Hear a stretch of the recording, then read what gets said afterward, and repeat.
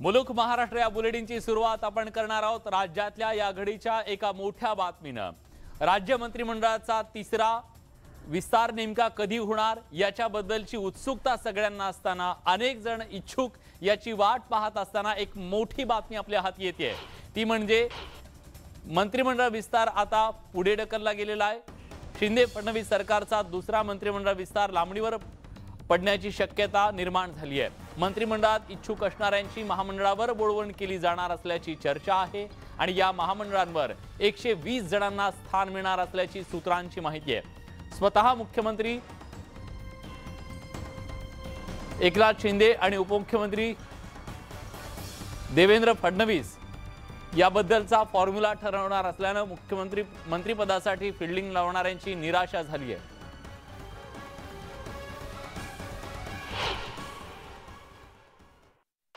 सरकारचा मंत्रिमंडळ विस्तार पुन्हा लांबणीवर।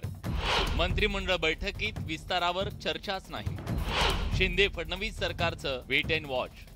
बच्चू कडूंसह इच्छुक आमदारांचा पुन्हा हिरमोड। शिंदे फडणवीस सरकारचा दुसरा मंत्रिमंडळ विस्तार लांबण्याची शक्यता आहे।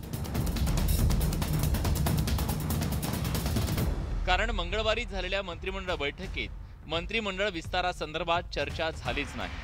त्यामुळे तुर्तास तरी सरकारच्या दुसऱ्या मंत्रिमंडळ विस्ताराला मुहूर्त मिळणार नाही हे स्पष्ट झालंय।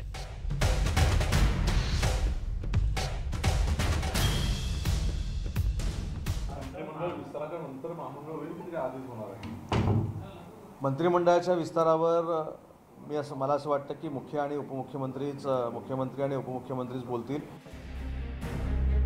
पहिल्या विस्तारात भाजपच्या 9 आणि शिंदे समर्थकांमधील 9 आमदारांना कॅबिनेट मंत्रिपदाची संधी देण्यात आली। त्यामुळे आता दुसऱ्या विस्तारात मंत्रिपद मिळवण्यासाठी भाजप आणि शिंदे समर्थक अनेक आमदार इच्छुक आहेत।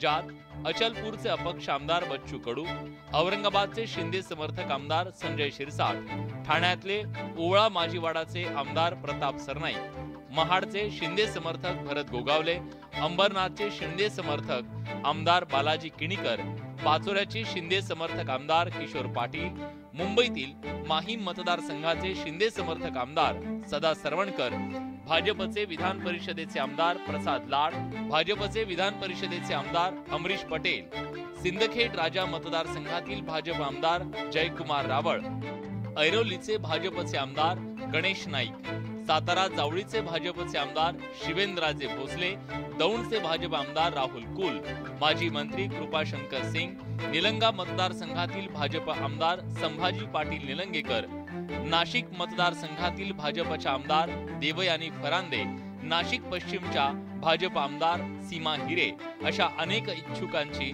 भली मोठी यादी आहे। विशेष म्हणजे पहिल्या विस्तारानंतर संजय शिरसाट, बच्चू कडू यांच्यासारख्या काही नेत्यांनी वेळोवेळी उघडपणे त्यांची नाराजीही बोलून दाखवली आहे। पण आता पुन्हा एकदा मंत्रिमंडळ विस्तार लांबण्याची शक्यता असल्यानं इच्छुकांची अस्वस्थता वाढण्याची शक्यता आहे। विस्ताराचा काही विषय आमचा नाही आहे। ज्यांना योग्य वाटेल तेव्हा ते विस्तार करेल, तो काही आमचा विषय नाही आहे। आमचा विषय आहे सामान्य माणूस, त्याच्यासाठी पुढच्या भूमिका आम्ही शिवसेनेतून बंडखोरी करून तब्बल 39 आमदार आणि अपक्ष 10 आमदारांनी एकनाथ शिंदेंना पाठिंबा दिला। त्यामुळे यातील अनेक आमदारांना आपल्याला सत्तेचा वाटा मिळेल अशी अपेक्षा असणं गैर नाही। पण मंत्रिपद ठराविक असल्यानं उरलेल्या 41 आमदारांपैकी कुणाला मंत्रिपदाची संधी मिळते हे पाहणं महत्त्वाचं ठरणार आहे। Bureau report, news 18 Lokmat.